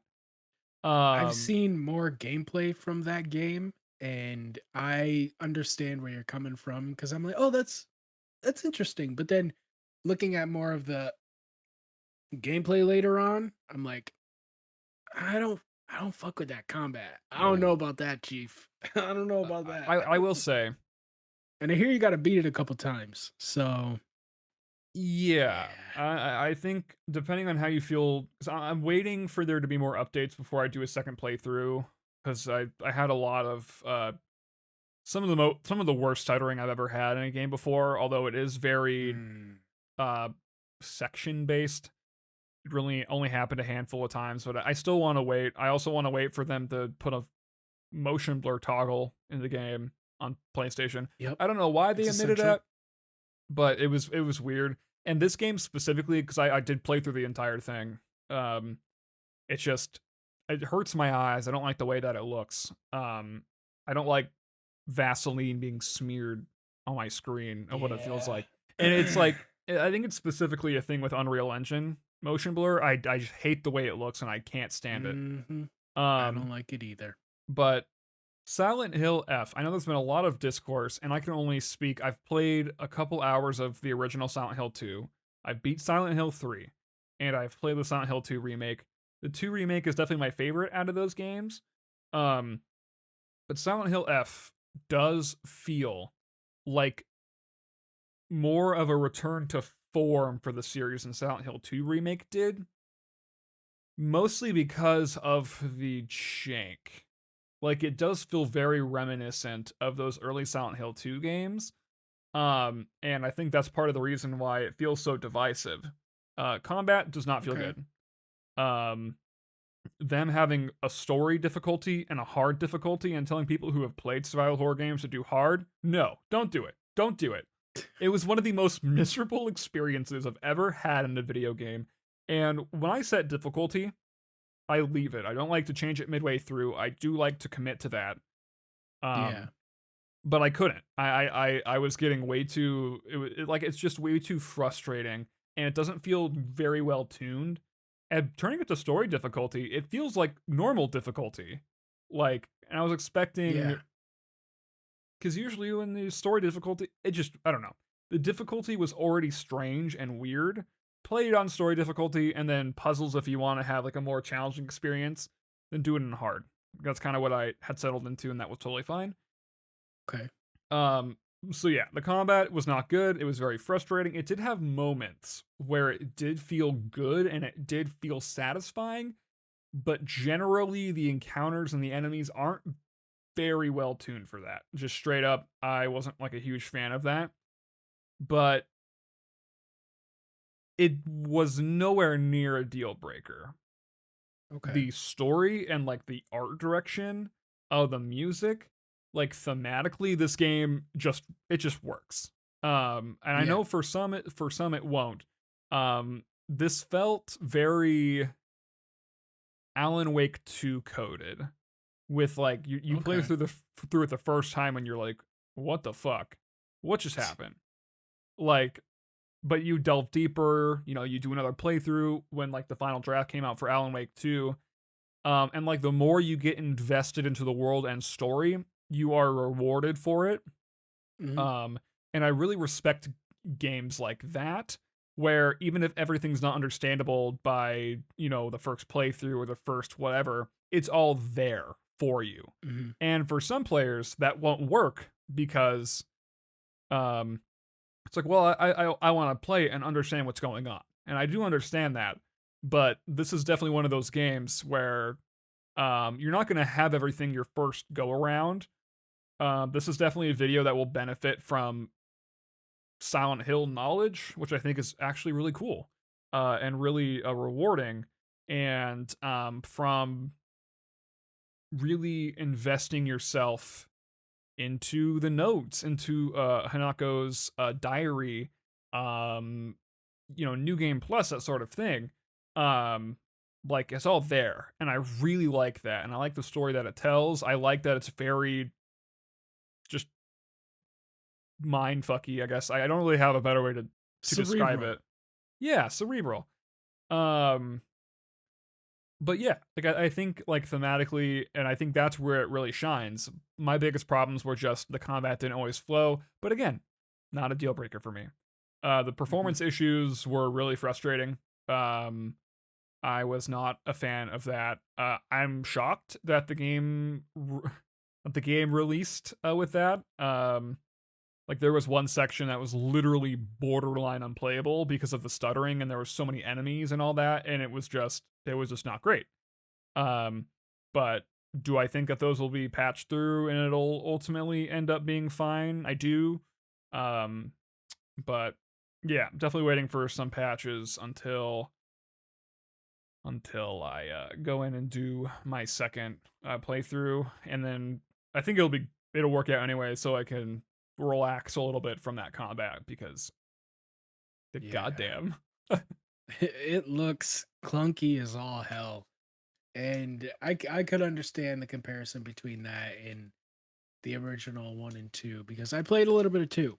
And yeah I did come across some enemies. I played enough to do a little bit of combat and it's rough. It's so yeah rough. And to try and expand on something like that and make it more depthy, I could understand. Oh god. Oh god. Yeah, I don't think I'm gonna be playing that one, but it does yeah. sound like a trip. It won't Does be sound for like a trip. everyone, but from what I've seen, the people who do really take their time to get into it, specifically for some people, not for every, Silent Hill is always going to be a series I think that won't be able to satisfy everyone, but I have seen from people um who do really like to get into Silent Hill games, do really like to get invested in the lore. I Yeah. think that has been very satisfying for some people. And I would Mhm. definitely say that I am in that camp. I'm very happy that this game exists, and I'm excited to go into it again. But it's definitely not a game without its problems. Yeah. And all of those were just in the month of, oh, I misread my thing. Scratch that. Though I did not play these games in August, as most of them were not out in August. Yeah. Um, or September, Silent right? Hill and Chronos. This was all for September. So this is a little bit See, more recent. So this is what I've played in the last month or so. So gotcha. womp womp. What have Womp you been womp playing indeed. besides Hades and Expedition? Anything else, or do you want to elaborate on Well, what has your experience like with yeah, those been? specifically, I've talked enough about Hades, but Expedition 33, I tried to play it on Game Pass when it first came out, but unfortunately, my computer was having some issues. I've recently taken care of those issues, but before I was able to do that, I bought it on PlayStation 5 physically because my that was my first option. I haven't bought too many physical games this year. New games anyways. I buy a lot of used physical, but mostly none new. Avowed, Oblivion, I wish I could say the Doom same. Eternal, all digital. Obviously buying games on Steam, all going to be digital. So I like physical, but I also like the convenience of just being able to switch to a new game or download it and not have to move discs. And also, I'm a parent. My child is walking now, and he likes to get into the physical collection, so we got to put it away, which makes it that much more tedious to switch out a game. So I get you. buying mostly digital, but I knew Expedition 33 was going to be one of the games that I specifically wanted to collect as well as play on PS5 when I couldn't get a physical copy on release. I did try to go the Game Pass route, but I bought a computer, a laptop used, and I used it for about a year and then it started having problems. I opened it up recently, and it turns out that the paste and the liquid metal, all of that stuff was very bare. It was pretty much CPU on cooler, and that is Yeah, not okay. that'll do it. It's not good. You're supposed to have some sort of paste, some sort of liquid metal that sort of fills in the grooves because although metal looks flat, it's not completely flat. You're still going to get air gaps in there, and that air is going to heat up and superheat your processor. And that's what was happening. My computer would shut down, and I just couldn't play the game, even at like 720p. So it was rough. Played a couple of other games in that time and then came back to it. I found one I would check once every week, turned into once every other week for physical copies at Walmart, Best Buy, GameStop, Yeah, Target. those that Abs was I'm so glad. I'm so glad that I had my pre-order because I had waited for reviews for Expedition because it was one of those games where I'm like, if this like nails it, it's gonna be phenomenal. But like, mhm. it's their first game, it is double A, to Unreal Engine 5. But as soon as those reviews came out, and I was like, oh, okay, then Yeah. I can't remember if I had then pre-ordered or if I had like not canceled my pre-order. I don't remember what I did, but basically I got a day of release, and then like 2 days later there were like no copies, and I was like, Mhm. thank God I did Yep. that because I know I think even now it's still a little tough to get There a was copy. one copy. One copy in the GameStop that I went to, and it was Oof, sealed. It wasn't used, it was sealed, so brand new. nice. So that was nice. I mean, I'd But be shocked to see many used copies floating yeah, out there for yeah. But sale. I think there was a used one. I didn't see it on the floor, but I believe they had one in stock. But yeah, I what was I gonna say? The yeah, I have it on PS5 now, and it's phenomenal. I have a ton of notes, and I'm far enough in to where I have gotten a bit of distance away from the beginning. But the beginning is so important because Yeah. it grabs you. It's so intriguing. It pulls you in, and a lot of games I struggle with being like, okay, what kind of world is this trying to build? What kind of story is this trying to tell? Why am I continuing to play from a story perspective? And very few games do that well enough to just kick me in the ass and keep going, especially right away. Spider-Man and God of War, two of them. Um, Two games that weren't able to do it, but eventually did it after a few hours. Red Dead Redemption 2 and Cyberpunk. Expedition 33, It's like instant. It's it crazy. it's as instant as God of War 2018 was. Oh Because God wow. of War 2018, you load up on the tree with the golden hand and you're cutting it down, and Kratos has so much emotion, and then you see his kid and he's caring, and there's just so much intrigue and so many questions being asked, and you're asking them yourself. What's happening? Where are we? What happened? What's the hand? What's the significance of all this? What How old is this son? And what's the relationship like? So you get into Expedition 33, and it's throwing out terms and its concepts, and a lot of the times that would just be like, I'm out of here. A go maj, what incarnation? I'm done. No, it. I think a lot of it has to do with the music. A lot And of the it has to do with the performances music. too. Like Yes, Char definitely. Charlie Cox is especially. We won't go into any spoilers or anything like that, of course.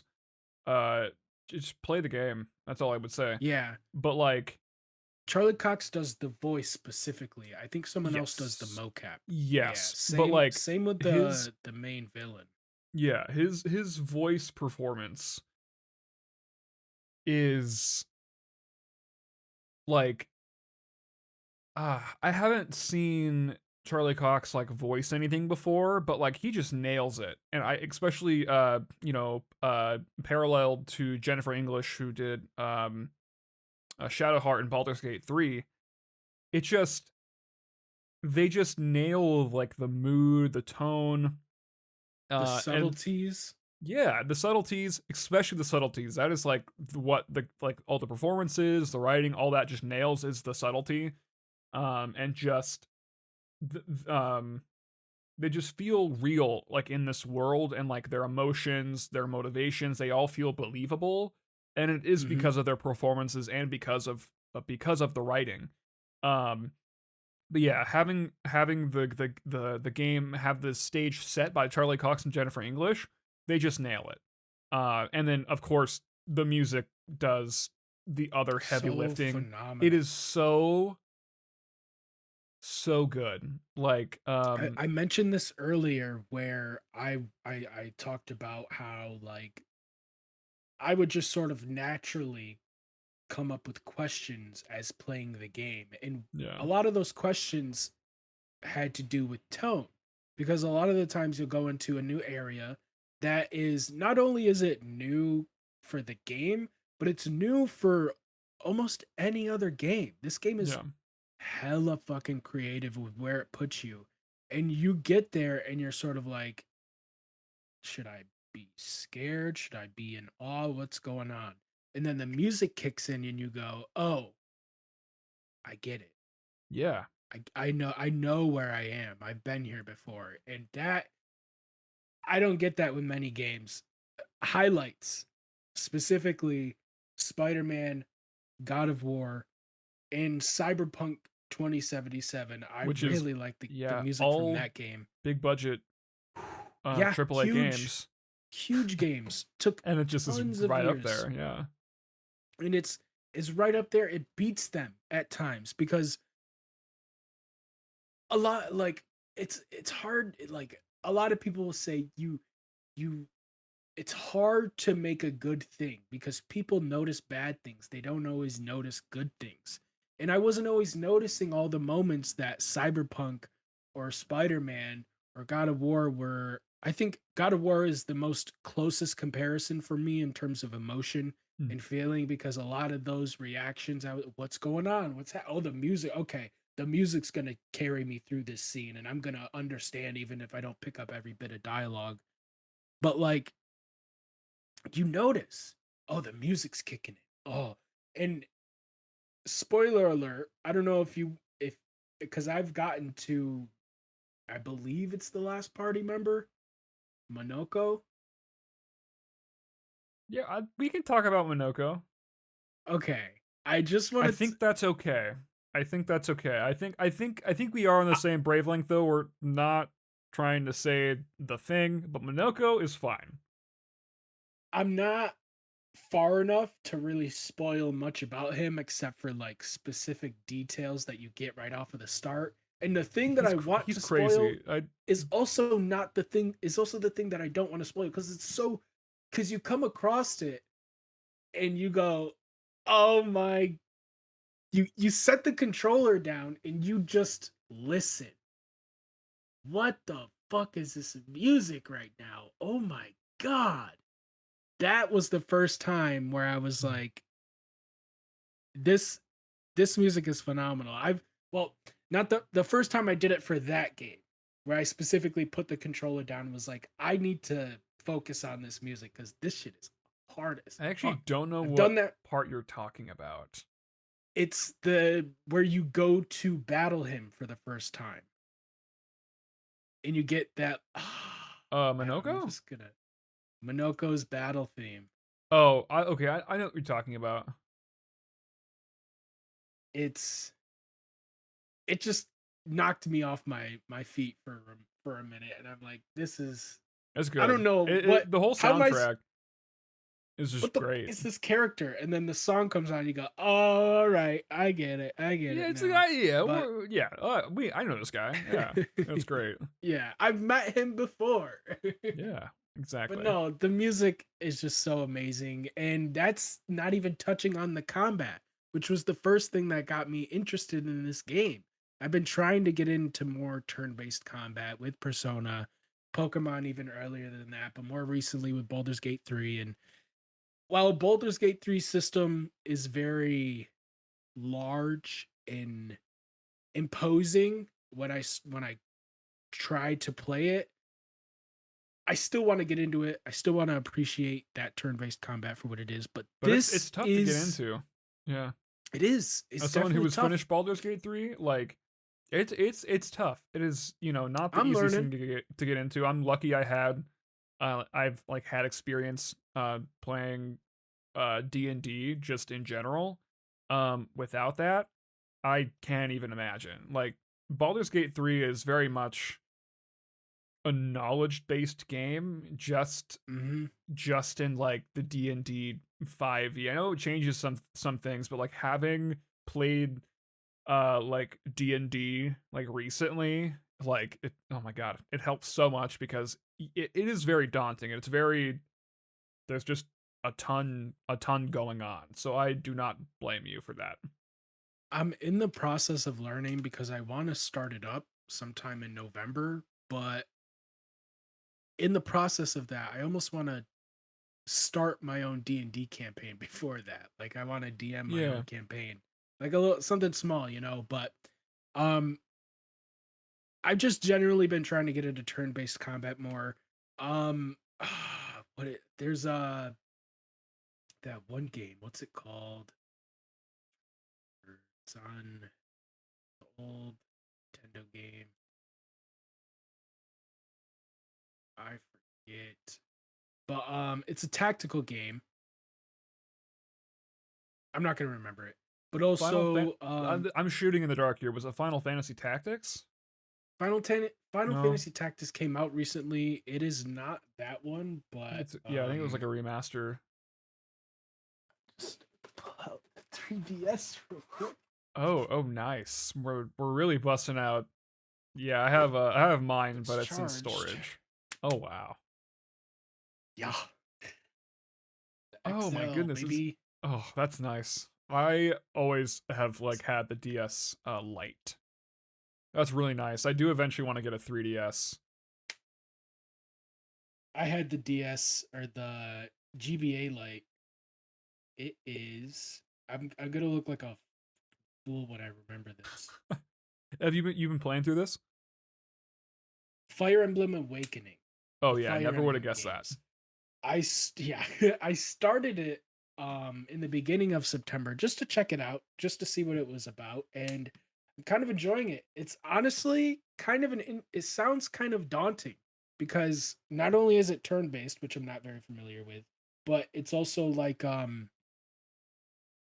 Like you can have kids in that game, and you Hmm. can have you could interact with your children, and I guess those kids can have more kids. I don't know. It's a very strange game just Sounds hearing like it. about it, but it is Yeah. something that I want to get into. Yeah. But going back to Expedition, it's not traditional. It's more like it takes a lot from Chrono Trigger. If you know, do you know about Chrono Trigger? Yeah, I've never played it, but I have heard plenty of Chrono Trigger. It was on my wish list for a while, but I kind of just lost interest. But yeah, I am I know that Chrono Trigger is a very well loved game. Very early game. It does a lot of things very early on. And one of those things is the turn-based combat. When you get into combat, you don't load up into anything. You just get into combat in the overworld. Hmm. That is something that why am I forgetting the name? I just looked it up. I'm not going to remember. But anyways, the turn-based combat in Expedition 33 is amazing. It's real time in a sense where when you're attacking, you can react and you can do more damage. Obviously, you got the Yeah. quick time events. But when the enemy is attacking, you can also parry and dodge and jump.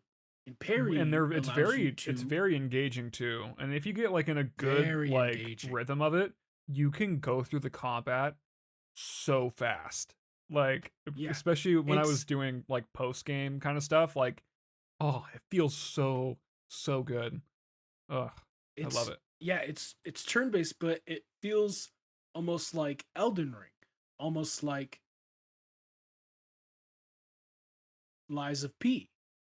I paused because I also forgot the name of that game. But that is another game I played last month. I played a few hours, a decent amount. Of I Lies of got P? further than I thought I would. Yeah, I Oh, got further than I thought I would. And I really like that game. And I really want to get back to that game, but I have no time for it, unfortunately. that's fair. I love the story. I actually really like the story and I really like the gameplay. It's just getting back into that game is kind of mm, a little bit stressful Yeah, it's a to tough game. say. Yeah. Not that it's a tough game. It's just everything about it comes together to create an atmosphere that kind of just seeps through the screen, Yeah. and it's very dirty and very grimy, Hmm. and it there's light. There are charms in the game, not like actual charms, but specific things in the game that are charming, specific things in the game that do bring you delight. But a lot of it is very dreary, and it That's why I does fell that off of Hollow very Knight. well. Yeah. Really. Yeah. I think in June I had tried to play through Hollow Knight. I got to a certain point. I was on this really weird boss with an awful run back. And I just like lost like a ton of geode and I just completely fell off of the game. Like that game does melancholy very well. Like it just has like the atmosphere is great. Um, but I had a really hard time sticking with it. I think definitely when I go to play because it's still in my backlog. I'm still planning on playing it. Um, but I think having played it briefly and kind of knowing the gist and kind of what the game is about, I think I'll have a much easier time going through it. But definitely was not quite ready to fully commit to that. Yeah, I don't know specifically like why it's doing this to me, but certain characters in the game, you'll walk up and they've got like these um mascot heads on, like animal suit heads on. So like a rabbit or something like that. And you'll be like, okay, in the open world, because a lot of the delight that I talk about comes from the hub where you travel back to and you start to upgrade stuff. But when you go back out in the world, it's very unforgiving. It's Hmm. very dreary. So you come up to these characters and you're like, okay, a bit of change of pace, a bit more perspective, a bit more, some a human aspect to this world that I can, you know, view the world from. And it's a it's tongue in cheek, but it's also like it feels like I don't know how to explain it. It's depressing. It Yeah, I feels get like you. someone who needs help, who doesn't know they need help, and who wants to continue to do the things that they're doing because they're ultimately compelled to. That's the Yeah. world that they live in, and it's how they live in that world. And maybe I don't completely understand all of the lore, but to me, it just hits a lot harder than a lot of things do. And more than it probably should. Yeah. It's got very much that the dark humor from the UK and Britain and whatnot, but it hits so effectively that I put down the game and I wake up the next day and I go, that combat is really fun. That story is really engaging, but going through the world is depressing. Yeah. And then you're like thinking about how terrible everything is, and then you're like, you check your corners, and then you go down the hallway, and then something one shots you, and you're like, depressing. What did I say? So That's it's great. fun. I enjoy it. I'll get back to it. I tried it out on PlayStation Plus, but I am gonna pick it up physically. Hades, I talked about. Marvel Rivals is a multiplayer game that I've been playing. They they dropped season 4 last month, and they dropped it with a hero, a tank, a flying tank, Hmm. which is interesting. Angela, kind of obscure character from the comics, Thor's sister. So you got some cool team ups Interesting. with her and Thor, her and a couple of other characters, but she was supposed to be like the next best thing, the person who controls the map, who knocks people off the map because she can spear people, fly and push them. She ended up being a lot harder to use than most people assumed she would, Hmm. and therefore fell off in the meta. But Daredevil is out now, and I haven't played yet. I think he's out to the public, but I do want to try him out. There were jokes about, oh, are they going to make him blind? Is his screen going Oh to be my god. I black? think I did I did see some people talking about that. He's Insane. partially blind in the game. So Oh. you have like a cone of your field of view. You Oh, can that's see in like a huh. short range, but everything else is sort of like smoky and shadowed out. However, you can see the enemy team from anywhere on the map. You can Oh my see where they god. are. That sounds It's busted. it sounds busted, but so did Angela. And Angela Fair enough. didn't do all too well when she dropped. Now, Tencent, the company that makes Marvel Rivals, has a tendency to not nerf their new characters. In fact, Hmm. they try to buff them even when they don't need it. So Angela probably is a little bit better now. Daredevil's probably going to be a little bit better in the future, and I want to hop on, but I only want to hop on because of Daredevil, and I Yeah. don't think I'm going to get Daredevil in a public lobby, in a ranked lobby. I just don't think it's going to happen. So I'm holding out. Maybe I'll hop on this weekend, but then again this weekend, so everybody else is going to hop on. So who fucking knows? Anyways, I've been having a lot of fun with that. Uh it is one of those multiplayer games that I always try and find one. Earlier in the year it was Fallout 76. I had quite a Hmm. bit of fun with that. That also has an update coming out. I think I might re-download that just to check it out. But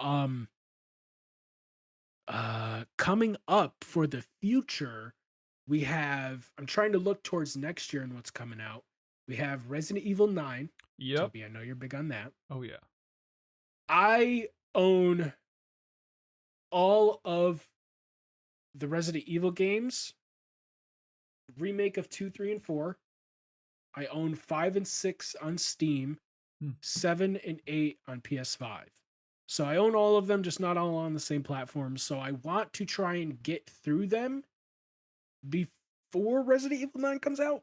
Good luck. I know 5 and 6 are pretty long, so I might cut 5 short go to 7 and 8 in January, but yeah, I don't know. I really liked 7. When I played 7, that was a really good game, but at that time I hadn't really played much else. And now Yeah, that 2, I played 4 as well. I've also finished 4. I got to remember that. 4 was really really good. 4 is Um 4. 4's The remake of 4 is probably my favorite game of all time. I absolutely it's adore. it's Uh, awesome. yeah, it is. It's phenomenal. I love that And game. maybe I skipped that one just because I've already played it, but it is a good one. I kind of don't want to skip it. So like And I'd it's say 2 remake is probably the second best out of that bunch. okay. Yeah, I hear a lot of bad things about 3. I hear 3 is just a bit too short, which if I'm trying to do all of them might be a good thing for me. So, Yeah. but yeah, I can get through some of those. I've been wanting to get through them anyways. I'll probably start 2 here um towards the end of my journey of expedition. Like once I'm enough hours into act 3, I'll probably hop over to 2. Um Yeah, looking even past that, I might mix in some GTA with those Resident Evil games because GTA 6 is coming out next year, obviously. Um, I finished GTA 5 earlier this year. Good game. Still a very good game. It's definitely got some jank to it, even with all the updates.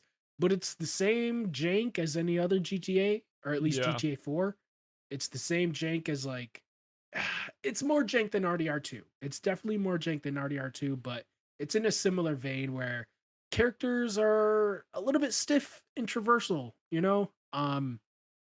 Jumping and mantling, and there isn't even crouching in GTA 5 unless you're hiding behind cover. So it's it takes some getting used to for someone who isn't familiar with that system, but I did play through it and I had a lot of fun. I jumped on some online, but that was too fucking confusing and I kept getting killed by random people. So Fair I enough. was I was pushed out of that fairly quickly. So but yeah, I have the definitive collection on PS5, so 3 uh Vice City, San Andreas. I'll probably play those versions. Um and then I'll play through 4. I have 4 on Steam, so that should be fun. I played a little bit on Steam Deck and it runs pretty well. Um Honestly, already what I've played, some stuff is immediately better than 5, but a lot of things are a little bit lacking, and that's gonna be the case with a game that came out what, like 5 years before 5, and like 16, yeah, like 16 years ago now. I think it was 2009, or It came maybe out even in earlier than that. 2008, so 2008. Okay, so like same 17 years. same So it's old. there's some jank, but Yeah. it's still fun. I The missions that I've already played are very fun. I'm kind of getting the hang of this GTA thing.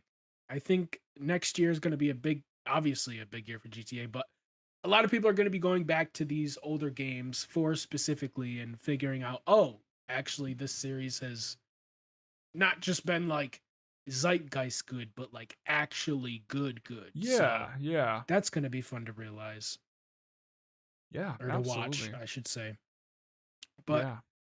I don't finish nearly as many games as you, man. I didn't Yeah. finish I didn't finish Yeah. any of the games that I started last month. I also started Ghost of Tsushima early in the summer to prep for Yote, but I still haven't finished that. I started that on PlayStation Plus. Probably gonna pick it back up when I can get a physical version. Yeah. And maybe I'll fit that into this season, this holiday season. But like I said, I want to play Resident Evil. I want to throw some GTA in there. I definitely want to start Baldur's Gate 3 soon. So, and it's just a whole bunch of other stuff. So there's a lot of stuff coming. Hopefully we got more episodes coming soon cuz I definitely want to talk about it all. Oh, I'm sure we'll have time to. Next year right now is looking absolutely insane. Depending on Wolverine? Oh, Oh, don't you worry, I'm getting to Wolverine. that. It looks insane. So good. So good. Yeah. Obviously Resident Evil Requiem. We'll see if Leon makes an appearance. I'm still holding out hope.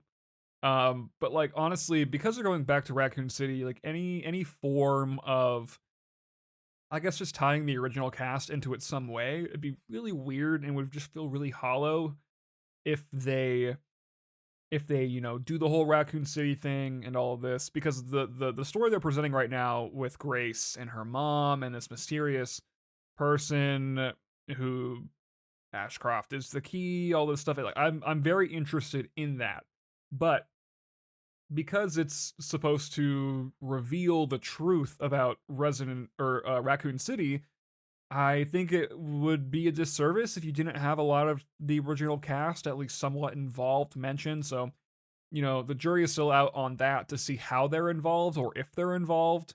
Um, but the game looks phenomenal so far. It's going to be a day one purchase. Yeah, I mean, there's not really much to say about it. Resident Evil is my favorite game series, so it just is kind of a no brainer. Um, Now, are you going to be playing that on PS5 or Switch 2? PS5, of course, I'm gonna be playing it on PS5. Listen, I the heard it don't Switch, look bad on Switch 2. it doesn't, but like the Switch 2, very specific use case. It. PS5 is just gonna be more powerful and better. It's Yeah, true. cool Switch 2, but I'm not gonna play it on Switch 2. But I think it's really cool that they're doing that. And then Wolverine. Um, I hope Insomniac never does that where they reveal a game 4 years before we see anything. That was cruel and unusual punishment for how cool Mhm. Wolverine looked even then. Yeah. The game looks fantastic. They have a great track record. They've been the most consistent studio with PlayStation this generation. We've got Miles Morales, which was cross-platform, but it still kind of came around the launch of the PS5. Ratchet and Clank Rift Apart. Still need to get to that one. But it looks like a fun platformer. No, you don't. Yeah, No, I'm you gonna do it. I have a don't. copy over there in our closet, so I'm gonna get to that. You can keep it over there in No, your I'm gonna play it, and I'm gonna tell you if what you're saying is Fine. right or wrong. Fine. Spider-Man 2, very good. Um, Insomniac makes very high quality AAA games. So for what they showed of Wolverine, it just looks fantastic. The actor they chose, um, the voice, I'm a little, it's not clicking yet, but like I could have said the exact same thing for um oh my god, why am I blanking on his name? Yuri Lowenthal for like Spider-Man. Yep. Um it's I think it's gonna be totally fine. The actor seems really cool. It just seems like another Australian guy that got to play Wolverine. So I like that they're bringing in other X-Men characters. Um, the blood and visceral and the gore, like it's very visceral. It looks very cool. Basically that gameplay trailer had everything that I think. I think it just shows, how do I word this? What they're focusing on, I think is good, and like what they showed me is good. I don't really know how else to put it. I like what they're putting out. If the game focuses on what they've showed us so far, and if they put that together with a good story, then I think it's going to be phenomenal. There's a couple of other stuff I'm looking forward to next year that I'll just throw out. Uh, Lego Batman Legacy: The Dark Knight. I'm gonna pick that up. It looks very cool. Also, the Fatal Frame 2 remake, classic horror game from the PS2. I think that's gonna come out around the same time as Resident Evil Requiem. I think it's Q1 of next year. Looking forward to that. I've heard about the game for a while, but I think I will give the remake a shot. I'm looking at my wish list right here. Two other games that I don't know if they're gonna release next year, but if they do, I'm gonna be there. Ill, double A-ish looking survival horror game. If you're interested in survival horror, go look at that trailer. It looks insane. Very, very gross. Very, very interesting. It definitely feels like like Russian survival horror. It's got like a nice dose of like Metro, but it looks very similar to like first person Resident Evil. The enemies are very reactive. The people who are working on it, who at least kind of came up with the concept, um, and the people that are behind it have worked on horror movies in Hollywood previously, which is so cool and so fascinating. Seeing how that will translate to the game, and what they've already showed looks fantastic. And then OD Knock, which I assume is going to be Kojima's next game. Um, Looks very spooky, very Yes. PT Yes. inspired. Um, and I'm just very interested. Um, it's very mysterious. I have Death Stranding. I now have MGS3 remake. I know he didn't work on that, but it was a very faithful remake. And then hopefully, if I like Death Stranding, I'll go to Death Stranding too. Kojima is a creator that really interests me because he just is so different than everyone else and what he makes. So I'm definitely going to be Hmm. keeping an eye on that. But I think in general, it's pretty much it. We got a lot of great stuff to look forward to. Besides Hades 2, which I might pick up next month when that physical comes out. But apart from that, I'm done for the year. I've played what I wanted to. Kind of just gearing up for next year. Do we have any Yeah. closing thoughts here? It's been a good I long wanna episode. I wanna talk about Wolverine because I love the love that he gets resurged every once in a while. It's Yeah. become more prevalent recently thanks to Deadpool and Marvel Rivals a small bit to play, but also the Wolverine game coming out. I really like the voice actor. I think he's gonna do a really good job. Very I think he confident in will him. too. He seems like a cool Yeah. dude. Yeah. My biggest complaint, I guess, would be kind of a nitpick, but it looks overly polished. It looks like there's a lot of gore and stuff, but it looks too like clean to me. Like it's got that problem that the Iron Man suit had after like the first two movies where it just looked too clean. It just looks too polished, and I'm I glad feel like that you got to. that's like one of the only complaints. Yeah, yeah. It's a good complaint to have, It's honestly. it is, but at the same time, Yeah, I mean, I get it it. looks a bit Yeah. cartoonish to me, and not in like the X-Men 97 way, in more of like a Pixar way. And Yeah, I guess it does have some of that. How do I put this? You can tell it's the same studio who made Marvel Spider-Man. I think I'll put it that way. Like, it's got I mean, it is the same. I I know it's going to be in the same universe. I think they've already confirmed that with Spider-Man. So that kind of like look, and we don't have the game obviously, but kind of feel will probably have some remnants of Spider-Man, which I'm not surprised by. But I do get where you're coming from because like they are two very different characters. They play to very different strengths. So I guess we'll see how much Insomniac is able to pull from that and differentiate itself from that. Um, but we'll obviously know more once they start showing more, and then of course once we're able to get our hands on it next fall if they don't delay it. Yeah, thinking about it a bit more, it does remind me of like a very sheeny, shiny Spider-Man 2. But maybe that's just the effect of us like action like And a really good studios trailer. studios actually coming to term with the hardware that they're using and rendering on and actually completely understanding it now. Maybe the blur and the smearing that we've gotten a lot of this generation, the last generation, is sort of just popping out of existence, and we're seeing it like, I don't like that. That's too sharp.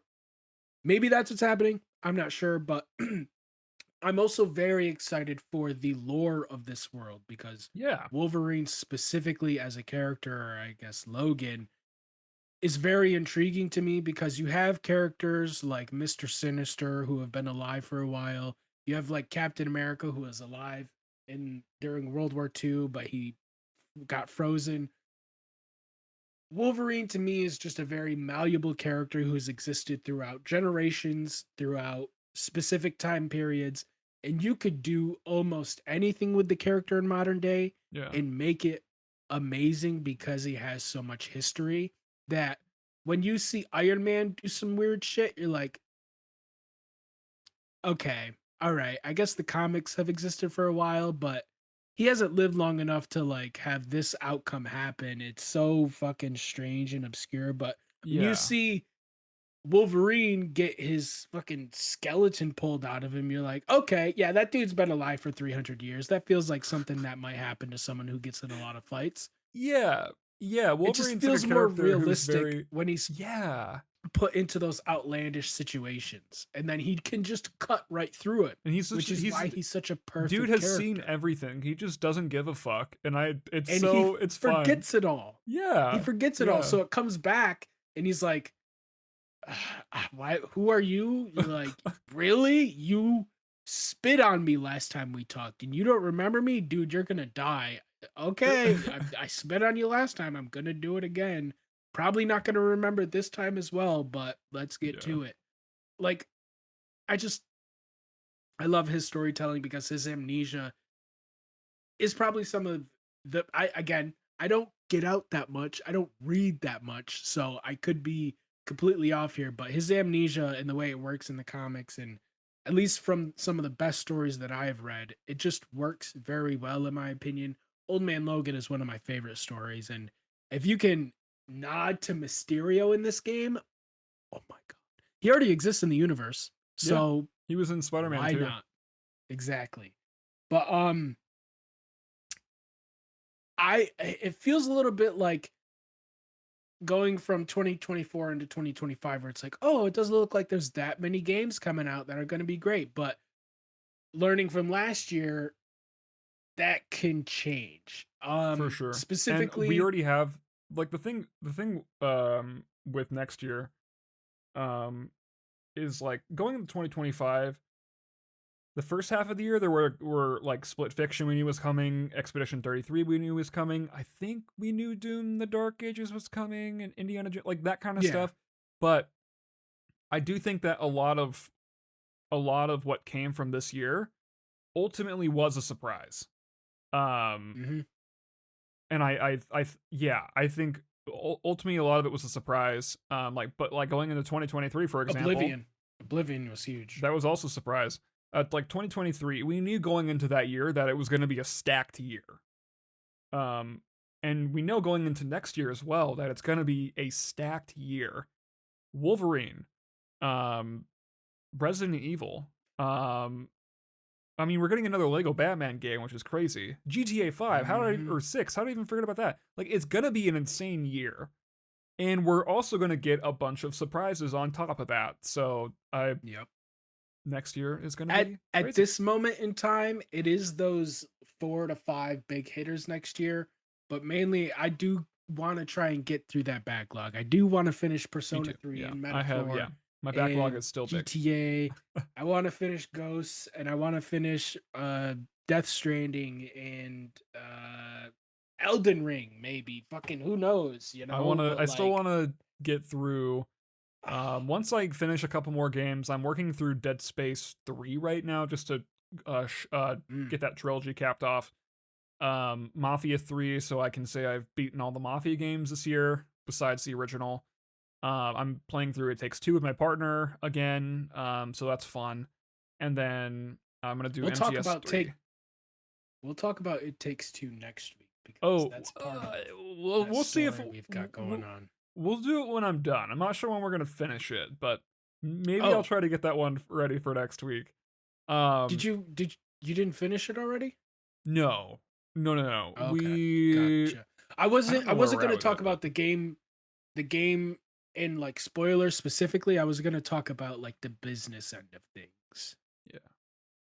because that's part of what we have lined up for next It's week. true. But We'll definitely touch on that. But yeah, after MGS 3, I would like to get through some more Uncharted games and some more God of War games. I have oh yeah, beaten the first game of both of those series, and I would like to get through those. But Hell yeah, yeah. I think that is a good spot to leave it off. Just a couple of things. Well, thank you all for watching, and specifically to those of you who are watching on YouTube. Uh, Thanks for watching the last episode. That was weird. That was really strange. Um, like just going into like the back end a little bit, like we got a third of the way to the first level of monetization on YouTube on like the watch time hours, which was bizarre. Crazy. And like there was like no comments either. I mean, if you like, that was crazy good. That I looked at like YouTube Studio months later and I was like, "Well, this is crazy." So um we've been kind of toying with it with the podcast for a while, hoping now we can kind of get into a good rhythm with it. We settled on a video podcast, and I've been watching the OBS this whole time. It looks good. I'm happy with the way this is turning out. Yeah. Nelly, you still remember our little trademark end, right? Come on. Did you? He's cooking. Do you still have it?